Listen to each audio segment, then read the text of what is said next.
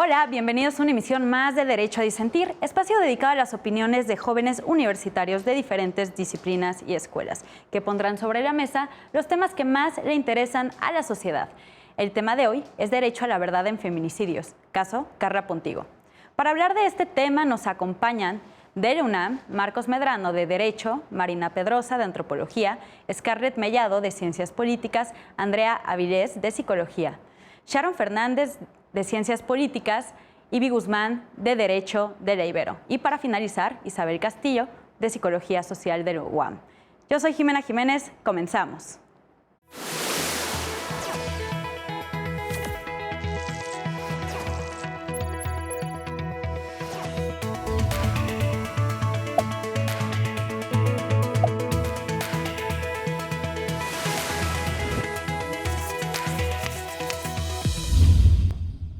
Carla Pontigo era una joven de 22 años que trabajaba como asistente de entretenimiento en un bar de San Luis Potosí. En la madrugada del 28 de octubre de 2012, supuestamente sufrió un accidente donde tropezó, rompió la puerta de cristal de la oficina del gerente y derivado de ello, un día después, murió. Los familiares aclararon una situación de hostigamiento laboral y acoso sexual por parte de su empleador, es decir, el gerente del bar. Además de los peritajes, se desprendía que había lesiones de carácter sexual en el cuerpo de Carla. Sin embargo, los agentes del Ministerio Público clasificaron el delito como un homicidio culposo, es decir, que el gerente del lugar había sido culpable de la muerte de Carla, pero no necesariamente siendo un feminicidio, sino por tener infraestructura peligrosa para los empleadores, es decir, tener luz oscura, no tener antiderrapantes, tener puertas de cristal, etc. Los familiares de Carla estaban seguros de que no se había tratado de un accidente. Por ello, querían participar en la investigación de los hechos brindando pruebas, testigos, peritajes. No obstante, no se les permitió participar. Pero bueno, este es nada más un colorario de los hechos del feminicidio de Carla Pontigo. Pero Scarlett, ¿nos podrías platicar más sobre cómo sucedió? Así es, Jimena. Aunado a lo que tú ya comentas a manera de introducción, realmente desde una perspectiva de la familia y del dolor que sintió esta madre y su hermano al llegar al lugar de trabajo y encontrar una escena desgarradora donde ven el cuerpo tendido de su hija con múltiples lesiones que difícilmente podrían creerse que eran simplemente producto de la ruptura de esa puerta de cristal que atravesó su cuerpo. Incluso también ya al momento de hacer el peritaje y los resultados que arrojaron esto, en su cuerpo se detectó violencia de carácter sexual en el área de los genitales. Entonces, a partir de esto nos deja pues un antecedente del por qué la autoridad correspondiente no actuó correctamente para poder empezar a hacer la investigación desde una perspectiva de género. Hacer la investigación teniendo en cuenta que esto podría ser un posible feminicidio, con también tomando en cuenta esta parte de la violencia que ella era víctima por parte de su empleador, es decir, este acoso laboral que ella sufría y que constantemente ella lo mencionó en su espacio familiar. Ok, muchas gracias. Sí, de hecho, para tener bien el contexto de Carla Pontigo, es saber su situación antes de su muerte. Isabel, ¿nos podrías hablar un poquito del contexto de violencia que Carla vivía? Bueno, sí, un poco lo que se menciona ahí es el hecho de la muerte, ¿no? Del asesinato, pero en realidad también lo que deja ver este caso es que ella vivía un continuum de violencia, ¿no? O sea, de hostigamiento, de acoso, y que ella se los hace saber a sus padres, a su hermano, a su madre, y que también al ocurrir este hecho, los padres recurren al ministerio, a todos estos, y dan testimonio de ello, ¿no? De que antes ya había un continuum de violencia que ella estaba viviendo en su espacio laboral, ¿no?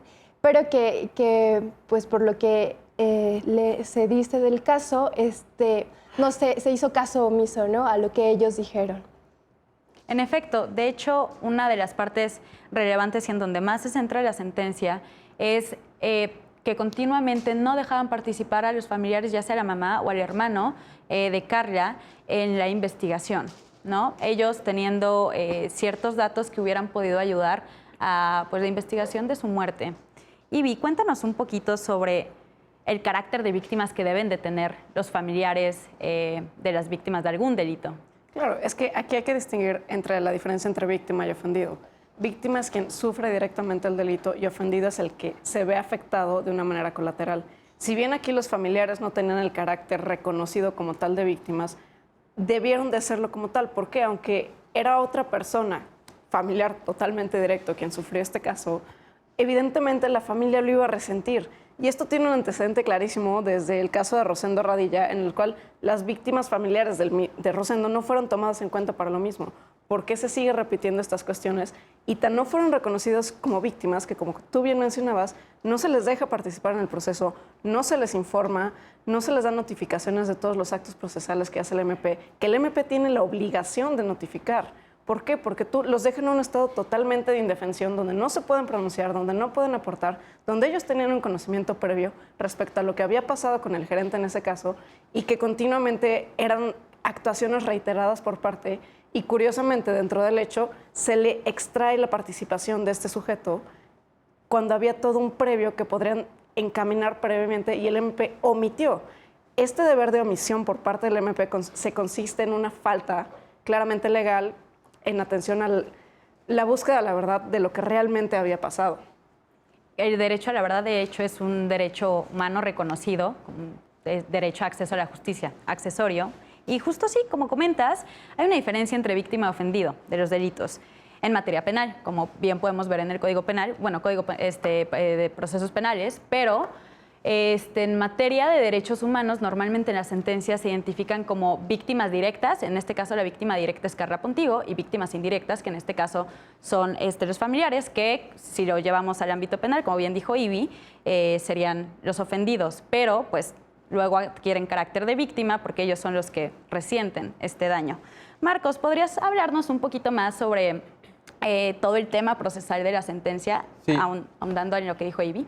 Claro, justamente la posibilidad de verse atendidos como víctimas indirectas habría hecho que los mecanismos que entraron con la reforma constitucional en materia del nuevo sistema penal, que fue en 2008, hubiera permitido que estas víctimas pudieran coadyuvar a la investigación, ¿no? Al no reconocerse este derecho como víctimas, el Ministerio Público dejó, como bien dice Ivy, fuera muchas cuestiones que la familia pudo haber plasmado, entre ellas que existía violencia laboral, que aportaban nuevas pruebas, que además solicitaron que se hicieran las investigaciones con los protocolos que la Corte y el sistema mexicano ya había adoptado, ¿no? Desde el caso Mariana Lima y antes, desde el caso del campo algodonero en 2009, ya se habían sentado algunos precedentes sobre los cuales debíamos investigar o debía investigar el Estado mexicano los casos de feminicidio. La investigación de un feminicidio debe atender a casos a una metodología de perspectiva de género, ¿no? Se ha hecho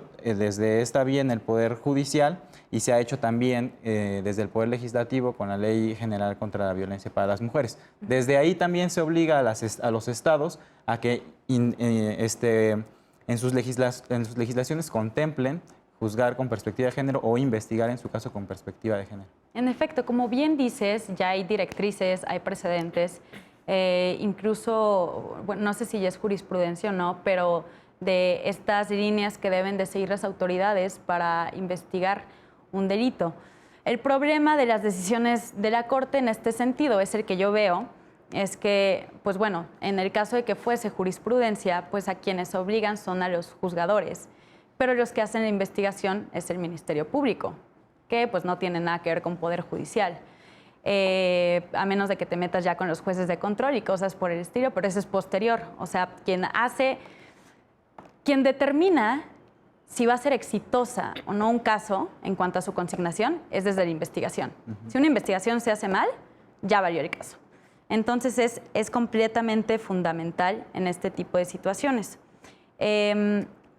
Scarlett, ¿nos podrías platicar un poco sobre los tratados internacionales que versan sobre esto de la protección de las mujeres y también sobre la violencia institucional cuando se investigan este tipo de casos? Claro que sí. Bueno, en ese contexto, pues recordar, ¿no?, que vivimos en un país donde el índice de violencia a la mujer es muy alto. O sea, están matando entre 10 y 11 mujeres al día. Es una cifra, la verdad, que lacera el sentir ciudadano. Y en este contexto todavía, hasta hace poco, había resistencia a reconocer esta necesidad de seguir reconociendo e implementando los mecanismos correctamente para la tipificación del feminicidio.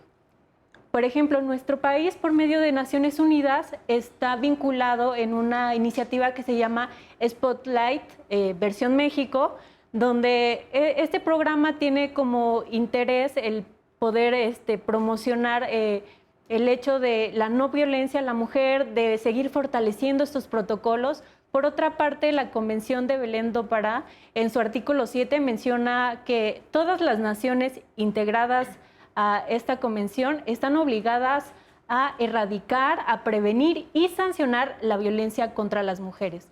Entre esos otros precedentes, pues la Corte Interamericana de Derechos Humanos también se ha pronunciado fuertemente para que todos los estados parte pues puedan seguir trabajando en conjunto y seguir combatiendo este mal que a nivel mundial nos está afectando, pero en México en la actualidad es muy preocupante. En efecto, de hecho, ahí hay una palabra, más bien una obligación para el Estado mexicano. Bueno, de los 3 verbos que dijiste, la que más veo preocupante, no en cuanto a su sentido, sino en cuanto a su aplicación, es la obligación de prevenir, y en este caso los feminicidios. A mí me causa duda cómo el Estado puede implementar políticas para prevenir estos feminicidios, cuando es una cuestión estructural muy fuerte, pues, de machismo y patriarcado. Entonces, ¿cómo el Estado puede meterse para prevenir este tipo de situaciones? No sé, Andrea, ¿alguna? Sí, pues justamente lo que tú estás diciendo, ¿no? O sea, estamos frente a una situación de violencia estructural, ¿no? Y es ahí en donde se encuentran las causas. Y en la violencia estructural, pues encontramos como estos sistemas que han generado presión y que constantemente generan y agravan las desigualdades, ¿no? Como el patriarcado, el capitalismo y el colonialismo, ¿no? Y como la intersección que juegan o la intersección que generan estos sistemas. Entonces ahí es en donde inicia, digamos, pues el problema, porque las mujeres hemos sido colocadas en un lugar no solo de inferioridad, sino de pertenecer a otros, ¿no? Principalmente hombres. Y en ese sentido de pertenencia, de tener que agradarle a otros, de complacer sus deseos, ¿no? Y entonces es ahí en donde inicia un poco pues la violencia, ¿no? Además de toda la construcción sociocultural que se hace a partir del sexo con el que nacemos, ¿no? Y entonces se construye toda una serie de roles y de estereotipos que generan violencia en el sentido de que son roles y estereotipos que nos van colocando justamente en lugares, por ejemplo, nos han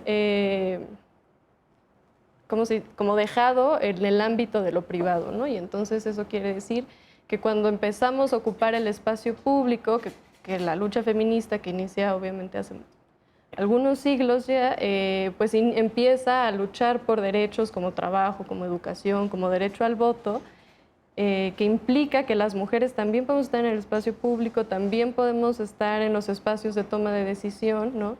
Y lo que esto genera en el orden de lo social y de lo cultural, ¿no? Que es pues empezar a revertir estas relaciones de poder. Sin embargo, ¿no? Ahora ocupamos esos espacios de manera sin seguridad, ¿no? Claro, en este caso creo que es muy evidente cómo entra la vertiente del capitalismo dentro de estas estructuras de poder. Como bien decía Isa, había una situación de acoso sexual. Y esto sucede porque normalmente quienes son los patrones o los jefes, hombres, son los que tienen el control económico. Y a partir de ahí se hace una estructura desigual y una estructura, una relación de poder donde el hombre, como gerente, como quien tiene el dinero y con quien tiene la capacidad de contratar, de pagar y demás, pues abusa de esa posición de poder y se siente pues en la total libertad de poder estar acosando y matando, en este caso, lamentablemente. Pero bueno, Scarlett ya mencionaba la palabra feminicidio. Quizá para muchas personas todavía como que no está muy clara. ¿En qué consiste el feminicidio? Marina, cuéntanos. Pues Bueno, la tipificación del feminicidio es algo reciente, ¿no? Y creo que también porque es reciente, tiene 2 años para acá, hay muchos sectores de la sociedad que todavía no la aceptan, ¿no? Y a veces es como difícil entender la diferencia entre un homicidio y un feminicidio, pero pues básicamente un feminicidio es la muerte de una mujer por el simple hecho de ser mujer, ¿no? En el que pues hay un montón de condiciones que llevan a que eso pase y hay como algunos, no sé, como rasgos característicos, ¿no? Podríamos decir lo que es un feminicidio, como el hecho de que dejen el cuerpo de la mujer expuesta en la vía pública, que se encuentren daños de violencia sexual, que la víctima haya tenido una relación de confianza con quien la mató y me faltan varios, ¿me ayudas? O sea, también, o sea, el feminicidio se tipifica en México es en el 2012 y lo que podemos ver ahorita en el caso de Carla es que el caso de Carla es en el 2013.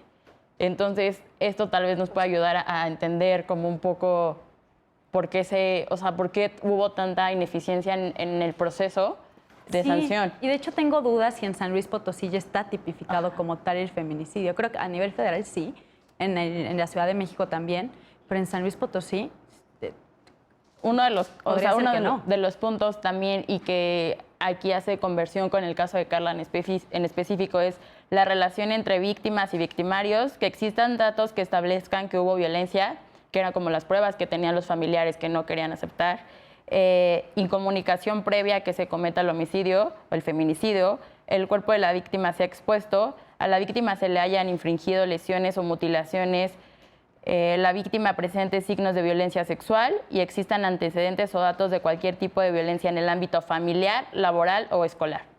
Que básicamente con los hechos que han narrado y hemos dicho, pues pasó en el caso, ¿no? Aún así, las autoridades ministeriales como que se encontraban más reservadas a reconocer este tipo de cuestiones. Hemos terminado con este primer bloque de Derecho a Disentir. Estamos de vuelta.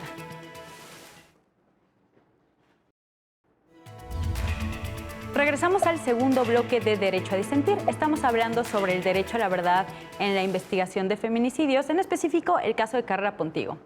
Andrea, nos contabas un poco en el corte que el concepto de feminicidio existía antes de que fuera reconocido jurídicamente por el Código Penal. ¿Nos podrías hablar sobre esto? Sí, justamente creo que es importante reconocer que si bien probablemente mientras ocurría el feminicidio de Carla apenas se estaba definiendo, ¿no?, para tipificar el delito de feminicidio, es importante el significado que adquiere de manera social, ¿no?, porque implica reconocer que existe la violencia machista y la violencia feminicida en contra de las mujeres.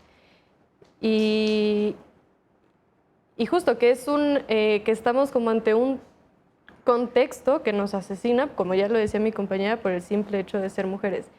Es muy importante el reconocimiento que le da el Estado, porque empieza por reconocer, ¿no?, la violencia de manera institucional, pero creo que, digamos, justo como un poco el movimiento feminista y la fuerza que ha tomado, es muy importante como la resignificación de todos los elementos jurídicos para la lucha, ¿no?, para la exigencia incluso de derechos, y también para la organización en el ámbito de lo social.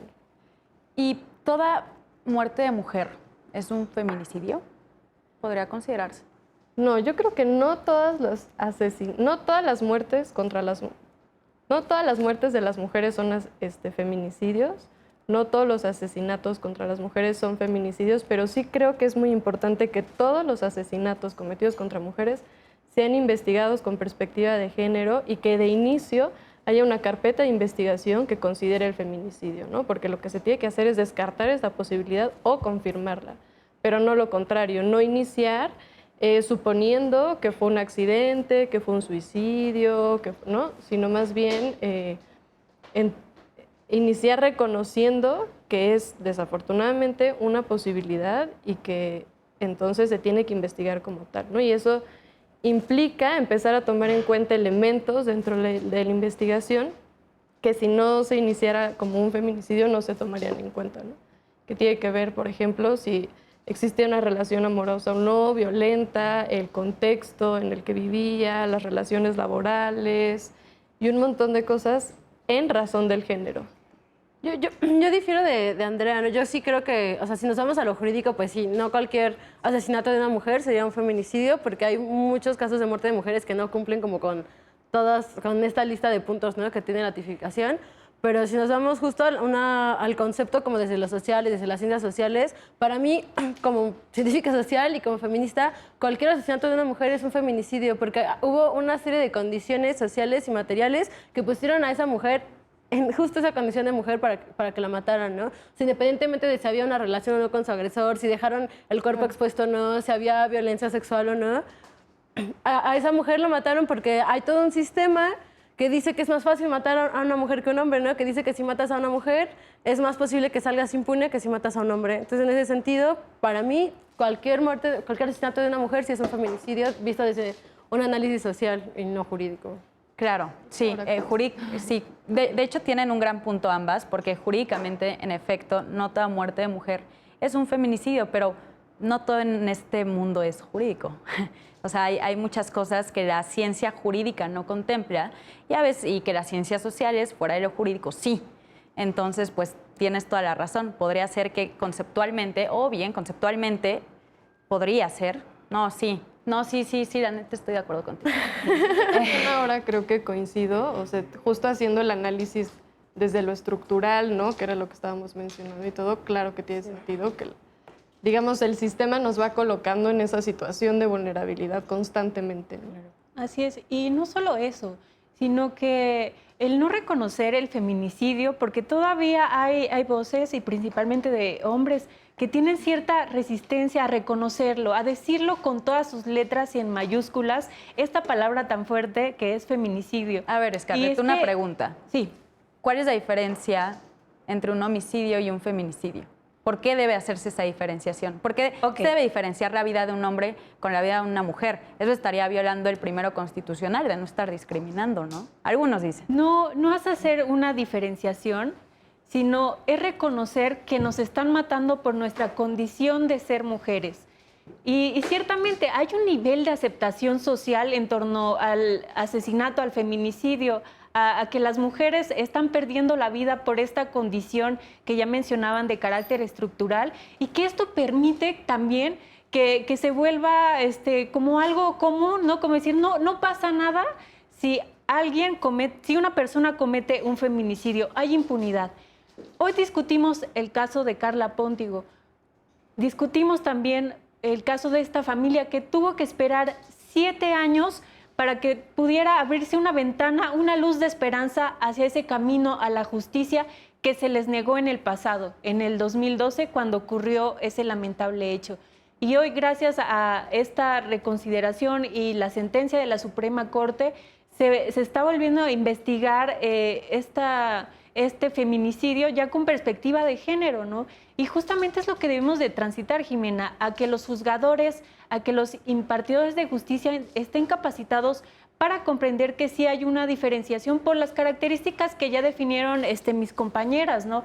Una, que el cuerpo pues fue expuesto públicamente, que tuvo lesiones de carácter sexual, que hay una relación, un vínculo familiar o de confianza entre la víctima y el agresor, que también pues la mujer vive en un estado constante de vulnerabilidad, y todos estos elementos que se conjuntan para poder tipificar el delito de homicidio en el artículo 325 del Código Federal Penal en nuestro país. Sí, pero justo en el Código Penal, un agravante del homicidio, sería una calificativa más bien, es que hay esta relación de confianza y todos estos aspectos que ya se habían contemplado. Entonces, si eso ya estaba en el Código Penal, regreso, ¿por qué hacer esa diferenciación si son cuestiones que también se pueden tomar en cuenta si se investiga como un homicidio? E igual la persona puede terminar en la cárcel e igual investigándolo como un homicidio. Creo que es importante, creo que es importante como poner de manifiesto que en el caso del homicidio, ¿no? O sea, los hombres se llegan a matar por un montón de razones, ¿no? O sea, por ejemplo, igual en el contexto de nuestro país, que tenemos un narcoestado, pues hay un montón de homicidios que tienen que ver con cuestiones territoriales de narcotráfico, ¿no? O con riñas afuera de un partido, o con situaciones así, que de verdad son las cosas por las que se matan los hombres entre ellos. Y la diferencia es que también hay que poner sobre la mesa que a las mujeres quienes nos están matando son hombres, ¿no? O sea, no, hay ahí desde ahí una diferencia, y que hay que ubicar esta situación de qué papel tienen los hombres en la sociedad y qué papel tenemos las mujeres. O sea, es una situación desigual, entonces no es lo mismo como que entre iguales, pares, varones estén matando, que obviamente hay una intersección, no puede haber hombres ricos matando hombres pobres o estas cosas, pero en la cuestión de las mujeres y los hombres, pues sí, hay toda una condición social que va a poner a cualquier hombre, sea pobre o rico, sobre una mujer, ¿no? Entonces creo que es importante hacer esa diferenciación. Y en el caso de... Perdón, sobre eso que estás diciendo antes de seguir al siguiente punto que ibas también a decir.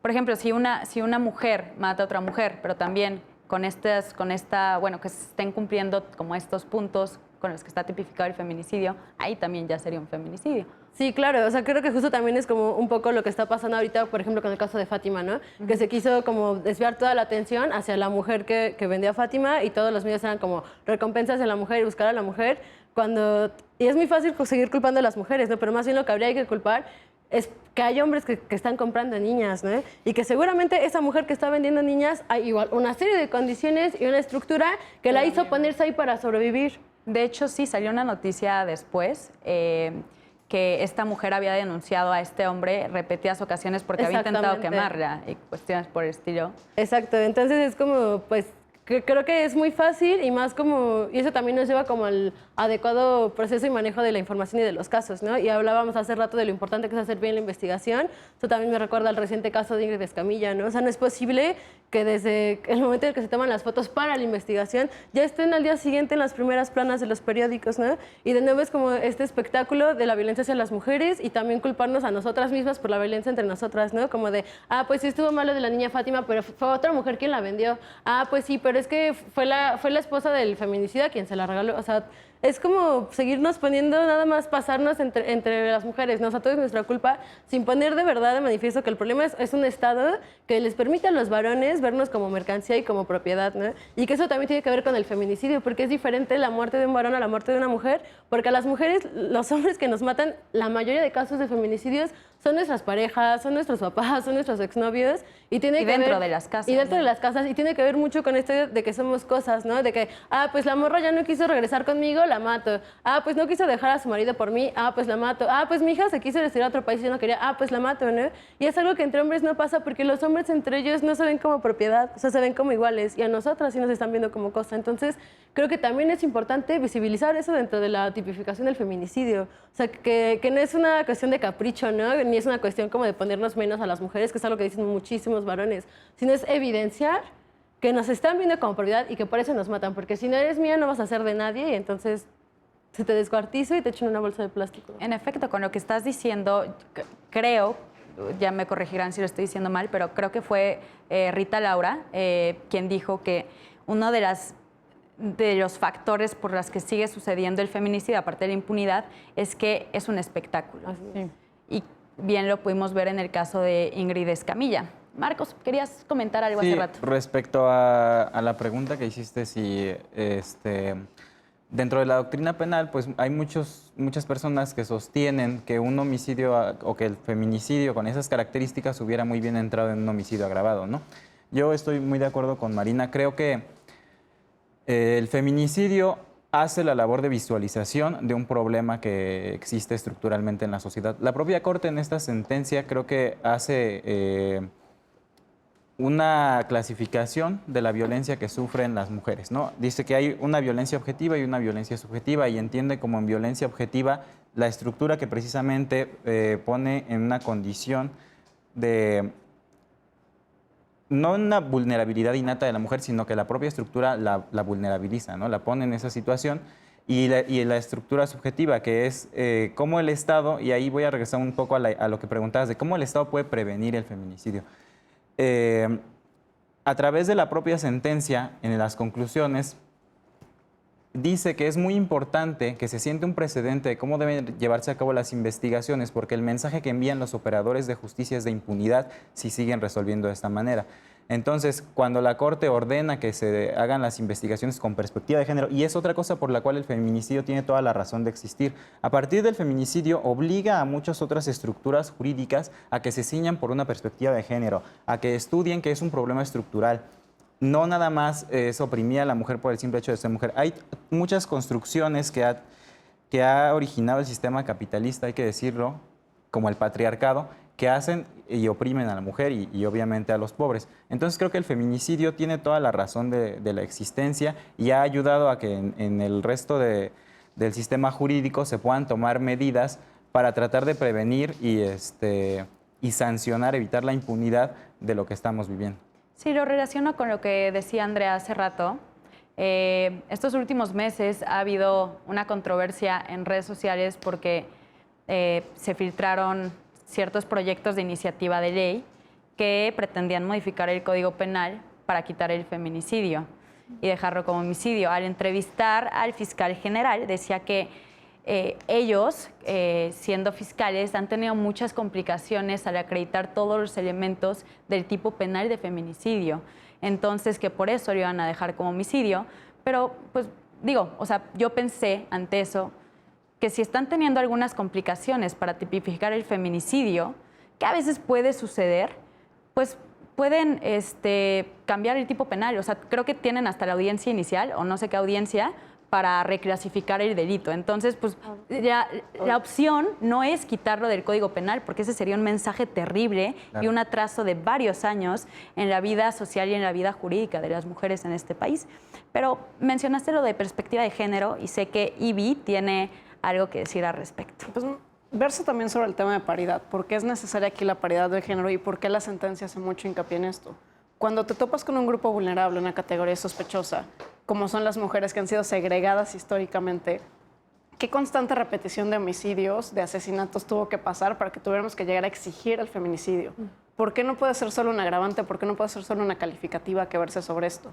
Porque ha sido determinado, repetidos patrones que versan sobre que si es tu pareja, que si te exhibieron, al grado de que ahorita, 2020, nos topamos que un periódico tuvo la sana idea de publicar fotos de la información que ni siquiera tenía por qué, donde fue el morbo de poder explicar, de hacer pública a una mujer, por el mismo morbo de que, por el simple hecho de ser tú. ¿Eso qué te demuestra? Que se sigue repitiendo este constante de a ti te voy a exhibir, a ti te voy a humillar, a ti te voy a hacer ser menos. ¿Por qué? Entonces, el hecho de que quieran quitar el feminicidio sí es totalmente un atraso, independientemente de cómo lo quieran regular, cómo lo quieran atacar. La paridad de género está atacando o pretendiendo atacar desde un origen en el cual sea estructuralmente repetido estas conductas, que aunque sean de alguna manera un poco constante o ahora sí que pequeños pasos, se pueda cambiar, porque sigue siendo un grupo que ha sido segregado, que sigue siendo un grupo que ha sido vulnerado y que va a seguir siéndolo quién sabe cuánto tiempo hasta que realmente se pueda hacer un cambio al respecto.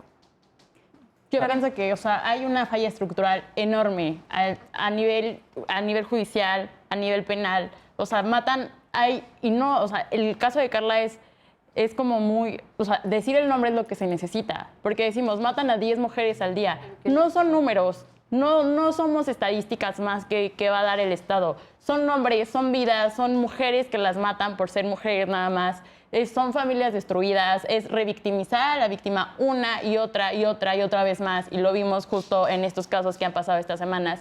Pero el caso de Ingrid, el caso de Fátima, el caso del calpo algodonero, son casos que se hacen virales y son poquitos casos. Se nos están olvidando todas las mujeres que están en la periferia, todas las mujeres de las comunidades indígenas que no se viralizan y que nunca sabemos dónde están y que están transitando en este proceso de si son desaparecidas o fue un feminicidio. Por el mismo daño que por el mismo daño que y lo que pasó con estas últimas semanas es se filtran estas imágenes y solo es dar más material a la comunidad que no está a favor de la lucha feminista ni de la lucha contra la violencia de género para que sigan diciendo es que su culpa, es que ella engañó al esposo. O sea, lo que hay es una falla cultural enorme que cuesta y que también para las demás mujeres de la lucha es muy difícil enfrentarse a estos casos porque ya no estamos seguras, porque ya las mujeres en México no están seguras de salir ni a la esquina porque no sabes si tú vas a ser la siguiente víctima. Déjate de salir, en tu propia casa pueden pasar. Claro. O sea, lo que pasó con Ingrid Escamilla es que cómo no se dio cuenta que andaba con un fulano que era así, que era un fulano que era violento. mucha gente no mide el círculo de violencia en el que está inmersa una mujer en su propia casa, es que no me puedo salir porque tengo hijos, ¿quién me va a mantener? ¿Dónde voy a estar? Tengo que estar sujeta a lo que él me diga, aunque sea un cuate violento, y que yo tenga que estar soportando todo esto que está pasando. Y es como, es que tú estás ahí por voluntad. Que justo estas situaciones visibilizan como otra situación de violencia económica estructural, ¿no? Exactamente. O sea, que las mujeres no tendrían que aguantar relaciones así de violentas si tuviéramos independencia económica, ¿no? O sea, si no tuviéramos que depender de una pareja para sacar adelante nuestros hijos o nuestros proyectos, y que muchas veces nuestros mayores socios, incluso para poner un negocio, pues es nuestra pareja sentimental, ¿no? Y que la mayoría de mujeres siguen siendo heterosexuales y va a ser un varón, ¿no? Entonces, pues sí, o sea, como pues no lo deja y le pega, y justo es eso, ¿no? Otra vez como, no, pues mataron a Ingrid por su culpa, cuando pues no, o sea, realmente no sabemos las condiciones de las mujeres, ¿no? O sea, no, igual el caso de Fátima, o sea, que si la esposa de este tipo tuvo como que comprar a una niña para que no violaran a sus hijas, o sea, eso es algo muy fuerte, ¿no? De lo que no se habla, no se habla de toda la estructura, y pasa un montón, y justo estos son casos en los que nos enteramos, y seguro hay casos aún más atroces de los que no sabemos. Es como el odio hacia el género femenino, porque también lo vemos en las muertes de las mujeres trans. O sea, las muertes de las mujeres trans son brutalmente violentas. ¿Por qué? Porque se les castiga porque quisieron pasar del género dominante, del género que domina el mundo, a ser una mujer. Y son brutales los asesinatos hacia las mujeres trans. ¿Por qué? Porque el odio es hacia el género femenino. Se tipificó como feminicidio o está en proceso, pero todos los que quedan fuera, ¿no? Por ejemplo, los de las mujeres trans, que ni siquiera se piensa que es un feminicidio o se pone en duda cuando en realidad lo es, porque es un cuerpo femenino el que están asesinando, ¿no? Y es asesinato por cuestión de género, básicamente. Sí. O sea, También violación, para mujeres trans no lo consideran. No consideran que sea violación, consideran que es abuso sexual. Y también es pensar un poco en quién lo considera, ¿no? O sea, cuando yo leía el caso son hombres, ¿no? Los que están en esas posiciones de poder son hombres. Y no quiero decir que las mujeres no repitan también la estructura y el sistema patriarcal, pero ahí da cuenta que es un problema de género, ¿no? Quienes están en los lugares de poder y toma decisiones, en la mayoría de las veces son hombres, ¿no? Y bueno, igual nosotros ya tenemos como un poco esto de la perspectiva de género, pero ¿qué pasa en el Ministerio Público, en el MP? O sea, sí están las leyes, sí están las reformas, pero quien las hacen valer no tienen idea de qué es género, incluso, Pero ¿no? creo que más allá del género es un problema como de cuerpos, ¿no? O sea, que hay cuerpos que importan y cuerpos que no importan.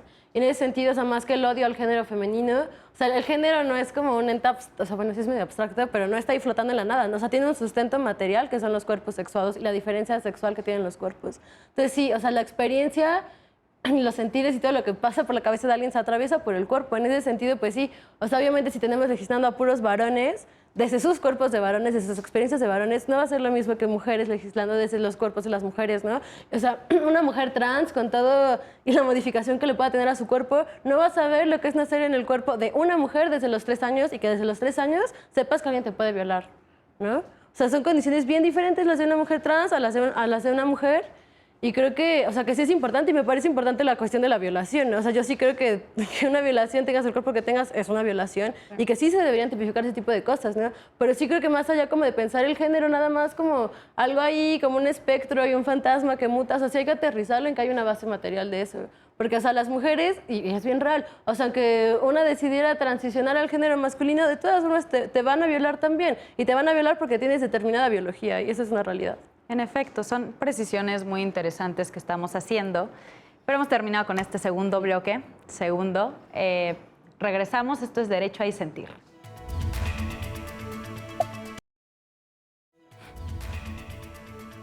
Regresamos a este programa de Derecho a Disentir, donde estamos hablando sobre un caso muy específico, muy doloroso e importante para la vida tanto jurídica, social y cultural de las mujeres en México, que es el caso de Carla Pontigo. Andrea, cuéntanos un poco más sobre la violencia institucional. En este caso, pero también en general, porque no es exclusivo de este caso. Sí, pues un poco lo que estábamos mencionando es en muchos casos de feminicidio, ¿no? Aunque no exclusivamente, algo que sucede es que las mujeres previo al feminicidio se acercan a denunciar a las autoridades y pues las autoridades no hacen caso, no se inicia una carpeta de investigación, no se brindan medidas de protección y de seguridad. Y entonces eso lo que genera es, digo, ante esa impunidad o esa omisión, ¿no? Las mujeres después son asesinadas. Sí, son asesinadas. Y entonces, en ese sentido es que desde el feminismo y de las feministas mencionamos justo los feminicidios como un crimen de Estado, ¿no? Porque el Estado tiene la responsabilidad de garantizarnos seguridad, de garantizar acceso a la justicia, y al no tener, digamos, garantizados estos derechos, lo que se genera es mayor violencia, ¿no? Digo, entre todas las otras muchas causas de las que ya hemos hablado. Entonces, y justo no solo ocurren casos de feminicidio, sino hay un montón de omisiones en relación a violencia sexual, en relación a abuso sexual infantil, en relación a discriminación por orientación sexual e identidad de género. O sea, hay un montón de casos en donde las autoridades tienen en sus manos el proteger y el garantizar seguridad a las personas y no lo hacen, ¿no? Y lo único que genera esto es agravar la situación, y además esto también va generando la violencia institucional, desconfianza en las autoridades, en las instituciones, que menos gente se acerque a denunciar, que también la promoción, ¿no?, de los derechos, de una cultura de paz, etcétera, pues no genera impacto porque no hay confianza de la fuente de la que viene, ¿no? Entonces también se va complicando la forma en que el mismo Estado puede prevenir, ¿no? Claro, como bien dices, en ciertas situaciones vemos que si hay denuncia previa de toda esta espiral de violencia de la que están siendo víctimas estas personas, y aún así no se les atiende sus casos como debe ser.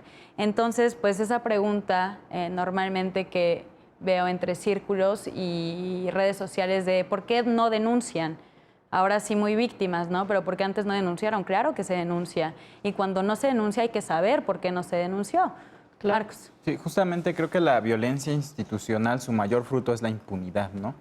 Y gracias a la impunidad, la propia Corte en esta sentencia hace o adopta un concepto de la Convención, de la Corte Interamericana, perdón, donde habla de la violación crónica de derechos. Entonces, desde el momento en el que no se le hace caso a una denuncia de una mujer que está tratando de que se le reconozca una perspectiva de género, etcétera, ya hay una violación al derecho. Y todo eso va originando que al final, en el caso, por ejemplo, de Carla Póntigo, no haya una investigación adecuadamente realizada. Entonces, esta violencia institucional genera impunidad. Y me viene a la mente un párrafo de un libro de Carlos Fuentes, y lo voy a tratar de parafrasear. Dice más o menos que mientras en el país exista este paradigma de impunidad, sí, México continuará siendo un territorio de ríos ensangrentados, de barrancas fúnebres, y continuará sembrado de cuerpos insepultos, que creo que es una definición de lo que ha pasado con México desde la violencia institucional, no solo a las mujeres, sino también a la gente pobre, ¿no? O sea, todo esto parte de un mismo sistema estructural, y parto a una siguiente conclusión. El feminicidio es propio del sistema patriarcal, ¿no? Es su fruto, eso lo sabemos muy bien, pero creo que debemos analizar también que existen otras relaciones sociales, y esas relaciones sociales son patriarcales. Yo estaba difiriendo un poco con Marina hace un momento, porque creo que no toda mujer, toda mujer se encuentra absorta, en eso estoy de acuerdo, en el sistema estructural. Entonces, no toda mujer puede ser feminista, porque existen relaciones patriarcales anteriores de la propia estructura económica, digamos, que la oprimen a la mujer y oprimen al pobre. Creo que lo que el capitalismo hace es cosificar a las personas, y eso nos acaba afectando a todos, porque a los hombres nos hace pensar que podemos tratar como cosas a las mujeres, ¿no? El capitalismo, pues, es desigualdad propiamente hablando. Yo leí hace unos días una noticia de una feminista que le hace una entrevista, se llama, tal vez lo pronuncié mal porque es de Egipto, se llama Nawal al-Zawadi. Ella dice que el feminismo es emancipar la mente o liberar la mente del sistema patriarcal, del sistema religioso y del sistema capitalista. Entonces, creo que es muy importante que tomamos en cuenta que es un problema muy estructural, y que debemos hacer siempre la diferenciación al momento de resolver los casos. Ahora, esto no exime al Estado de sus cumplimientos. O sea, que haya un problema estructural del capitalismo que tal vez supera a los Estados, no lo exime. Tan es así que a partir de conocer esta emancipación del sistema patriarcal o de este pensamiento de cosificar a las personas, se pueden generar políticas públicas, se puede legislar feminicidio, se puede legislar paridad de género, o se puede legislar perspectiva de género en los procedimientos, ¿no? Se puede juzgar, como hace bien la Corte ahorita, ordenando la reposición del procedimiento para que se hagan investigaciones que eviten justamente la impunidad. En efecto, y aquí yo veo un problema, no de la sentencia en sí, sino de la naturaleza de todo esto. Bien decía Scarlett, que han pasado 7 años a partir de los hechos, ¿no?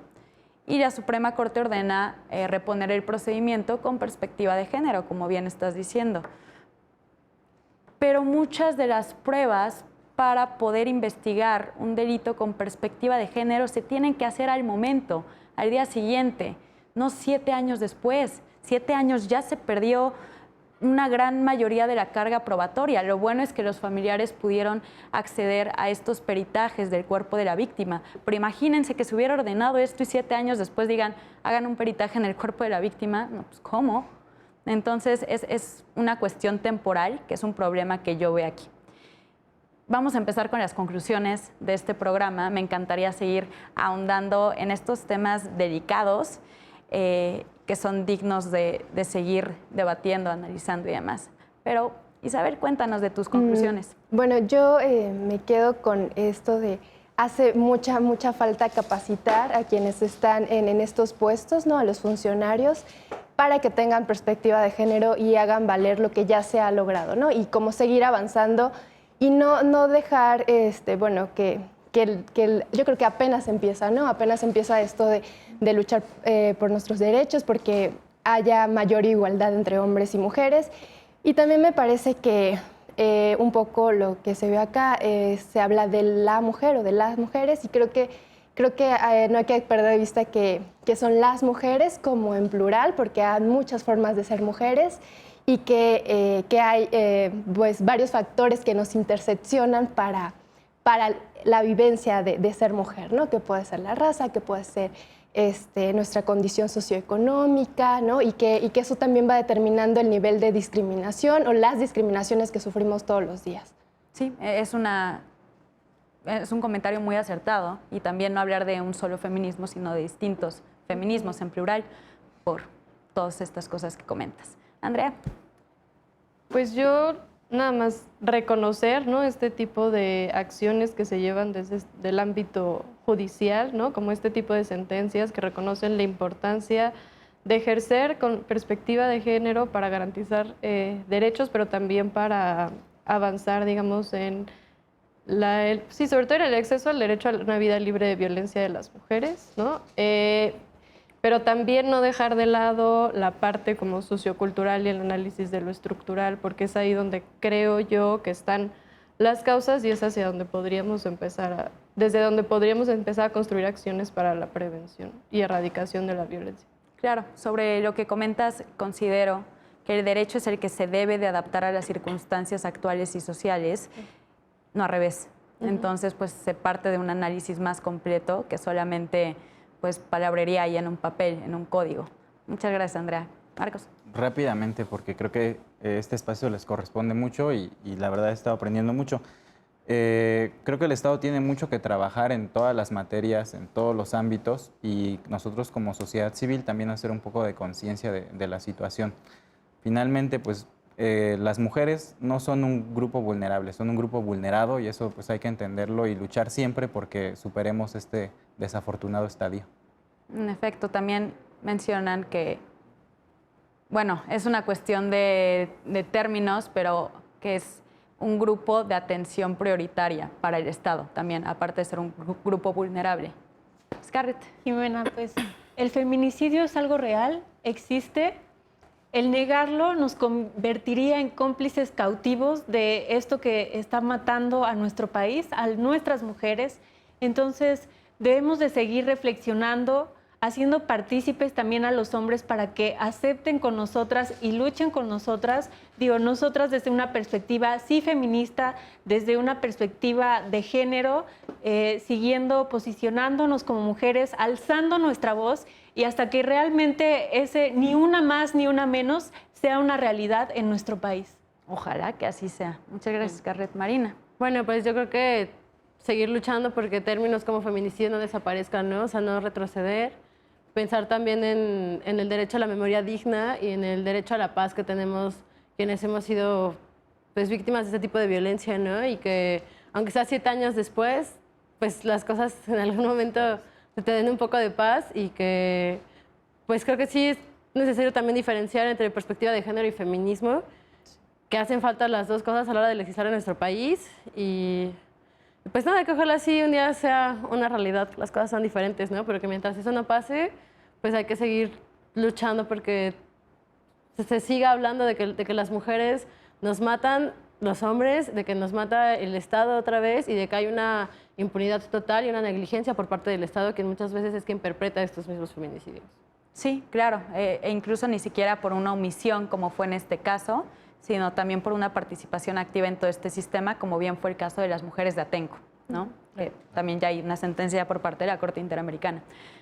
Sharon. ¿Qué queda además de seguir luchando, exigir y seguir exigiendo todos los días a los tomadores de decisiones, que justo siguen siendo tomadores de decisiones, que haya perspectiva de género a la hora de legislar y también decirles a las mujeres que la lucha sigue y que justo no estamos de acuerdo con cómo hacen las cosas, pero pues ya no estamos calladas y si ellos no hacen bien las cosas, pues nosotros vamos a ser las que tomen las decisiones de cómo se van a llevar a cabo esas acciones para que podamos tener seguridad y para que puedan tener justicia a las mujeres que nos arrebató ese sistema.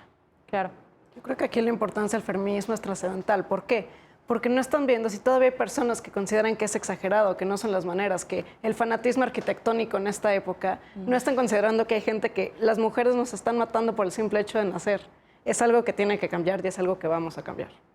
Muchísimas gracias, Ivy. Pues hemos terminado con este programa muy enriquecedor en cuanto a ideas sobre este lamentable caso de Carla Pontigo.